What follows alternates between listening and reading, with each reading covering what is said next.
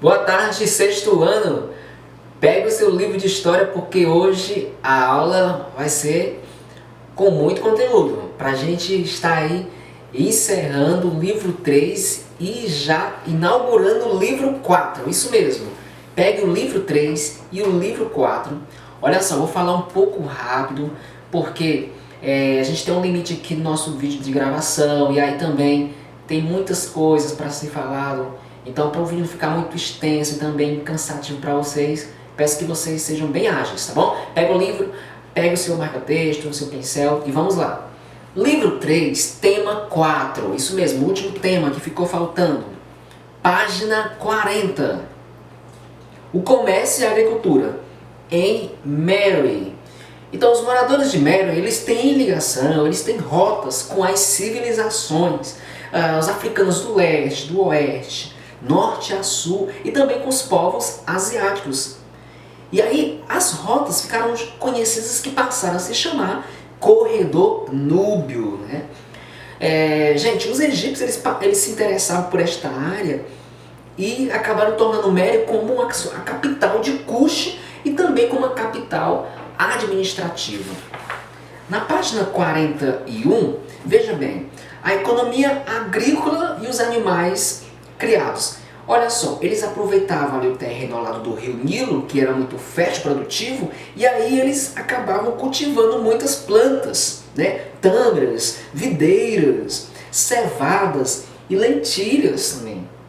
E aí eles também lidavam com a pecuária e criavam animais como o gado, criavam carneiro, criavam também cabras, cavalos e burros, né? Cavalos e burros eram usados para o transporte. Rotas comerciais. Os núbios, os egípcios, eles vendiam ouro, incenso, marfim. Eles vendiam também madeira, óleos, pedras, né? Inclusive peles de leopardos e também penas de avestruz, que era muito caro, e macacos. Eles vendiam aí para o Egito, para a Arábia, para Roma. E no quarto parágrafo diz que os núbios compravam também trigo, vidro e pigmento de púrpura, né, que é uma tinta aí. Na página 44, gente, vai falar, é uma história interessante, quero que você depois leia ela com cuidado, que fala como é que eles lidavam com o ritual dos mortos, né? A pessoa morria, então eles depois tiravam o coração da pessoa, pesavam o coração numa balança com a pena, se o coração pesasse mesmo tanto aquela pena, ele poderia passar para o segundo processo ali da morte. Tem toda uma história interessante. Página 46. O que eles comiam? Bom, se a gente ter por base 3 refeições, o café da manhã deles provavelmente tinha trigo ou cevada, recheio, a cerveja que eles fabricavam. No seu almoço aí, ou janta, carnes, vinhos, grãos. As pessoas mais pobres utilizavam aí aves, peixes, e pão e cerveja para a refeição. Ok? Então esse é o nosso livro 3, encerrou. Agora pegue um novo livro, o livro 4, vamos para o tema 1. Tema 1, olha só, tese sobre a chegada dos seres humanos na América. Olha só, agora vamos falar de uma coisa bem diferente, né, um pouquinho mais perto de nós. Gente, não há nenhuma explicação científica para a chegada dos seres humanos no continente americano. Sabe-se que os primeiros, eles não eram autóctones. O que é isso? Eles não eram originários de lá. E os ameríndios, indígenas americanos, né, que inclusive você já deve ter assistido desenhos ou filmes especialmente sobre indígenas americanos, eles contavam a história das origens dele. E aí eles tinham muitos mitos que falavam como que eles passaram a existir ali. Eles utilizavam bastante explicações sobre a natureza. Na página 7, vai contar um dos mitos dele, em que diz que ele se originaram através de 7 deuses que decidiram criar a terra, criar os habitantes, né? Daí eles precisavam de material para fazer a carne, fazer sangue, e precisavam de animais, como gato do mato, coiote, periquito, gavião, né? Então eles têm todo um ritual, a história aí para contar como é que eles passaram a existir. O Estreito de Bering. Bom, os estudiosos dizem que na América ela começou a ser povoado quando os humanos atravessaram o Estreito de Bering lá na Rússia, né? E o Alasca nos Estados Unidos. Porque dizem que nessa época o Estreito de Bering ele estava coberto de gelos, então isso proporcionou que eles pudessem caminhar sobre essas águas aí, né? Os cientistas dizem que esse povo também tinha característica mongoloide, que era um grupo humano vindo lá da Ásia.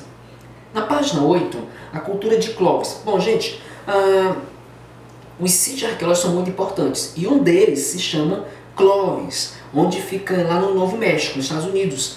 E aí foi encontrado objetos bem antigos, como pedras, ossos de animais, pontas de flechas que eram usados para caça.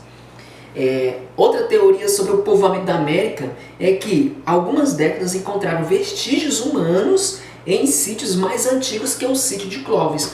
Por exemplo, lá na Argentina e Texas, nos Estados Unidos. Na página 9, acharam talhadores, né, um instrumento de cortar, acharam faca, acharam raspadores e também que tinham formatos bem diferentes daqueles que eram encontrados lá no sítio de Clovis. Há dúvidas quanto à rota e chegada dos humanos na América, sim, mas outra dúvida é se estes humanos eles tinham traços ameríndios, porque encontraram crânios e ossadas humanas em Minas Gerais que eram semelhantes às dos africanos e australianos. Na página 10, como viviam os primeiros americanos? Bom, eles se organizavam em pequenos grupos, eles pescavam, eles caçavam, né? Colhiam vegetais, inclusive faziam muito uso de raízes e frutas. E eles eram nômades, ou seja, ficavam aí de um lugar para outro. Eles caçavam grandes mamíferos, né? Por quê? Porque encontraram flechas bem grandes, né? E aí eles utilizavam ossos, madeiras, fibras vegetais, pele de animais, que era usado para confeccionar tanto objeto como também peles, ou como também vestimentas, né, para eles.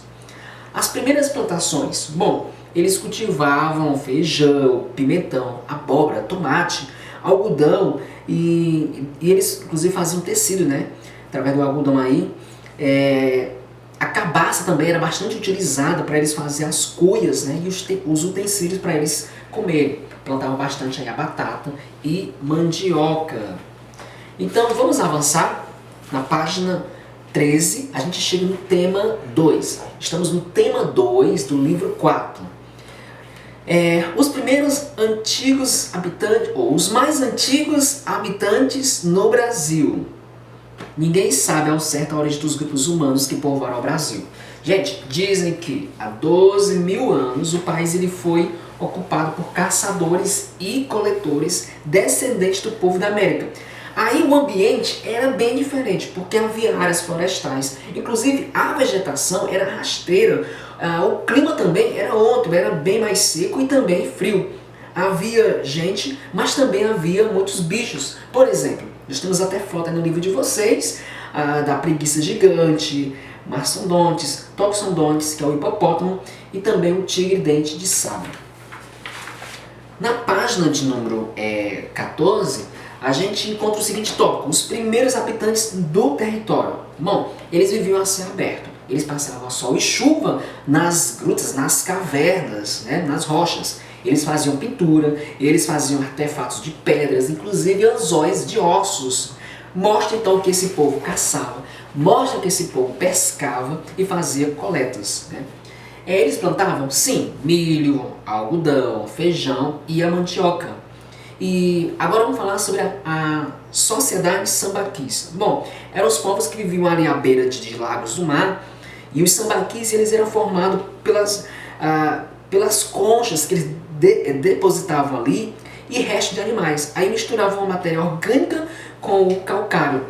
E os sambaquis, que eram esses depósitos aí deles, é um patrimônio arqueológico no Brasil. Só que essa preservação está ameaçada por conta da exploração ao calcário, porque o calcário é utilizado hoje aí para produzir o cimento e também o cal. Página 15, estamos finalizando o tema 2. Na página 15, nós temos aí um quadro bem ilustrado que fala sobre os sambaquis, você pode ler com cuidado, ritual com os mortos, a construção de barcos e construção de flechas. Povos de Lagoa Santa. Bom, lá em Lagoa Santa, em Minas Gerais, encontraram os fósseis mais antigos do Brasil e da América do Sul. E foi lá que encontraram os ossos de animais que não existem mais hoje. Pontas de flecha, machados, né? E ossos também de 30 humanos. Encontraram aí uma ossada de uma mulher com aproximadamente 11.500 anos. E aí batizaram essa alçada de Luzia, porque fizeram homenagem para ela, né, com o nome Luzia, e ela também foi chamada de a primeira brasileira. E aí, gente, a gente vai para a página 16, onde tem mais informações sobre o crânio dessa mulher, da Luzia, tá? Página 17. Em Piauí, na cidade de São Raimundo Nonato, encontraram então cenas de instrumentos de pedra lascada, pedaço de carvão vegetal, então tudo isto ali no sítio da Pedra Furada, tá? E nós temos uma foto e um quadro sobre o Parque Nacional Serra da Capivara ali também. E a informação que diz é o seguinte, que em 1991, tudo isso foi declarado Patrimônio Cultural da Humanidade pela Unesco. E esse patrimônio todo está lá em Piauí, que é o maior conjunto de figuras rupestres da América, está aí nesse parque. E aí a gente está na última página, 18, a cultura da cerâmica. Ela começou no mesmo tempo do cultivo dos alimentos, né? E lá em Santarém, Pará, encontraram ali estatuetas, encontraram vasos, encontraram também urnas que colocavam os mortos e também encontraram pratos, né, feitos dessas cerâmicas. Encontraram cerâmica em outros lugares, inclusive nos sambaquis também. Mostra também que eles utilizavam para guardar os grãos e para cozinhar. E aí, as imagens femininas, bom, elas sempre aparecem na arte das cerâmicas, né? Ou era ali o poder social que elas tinham, né? Ou era então um culto à divindade feminina, mas elas sempre apareciam aí na arte da cerâmica. Então, essa é a explicação do nosso livro 4, o tema 1 e o tema 2, e a gente para aqui. Espero que você tenha compreendido. Caso tenha dúvida, entre em contato comigo que eu vou estar esclarecendo. Obrigado!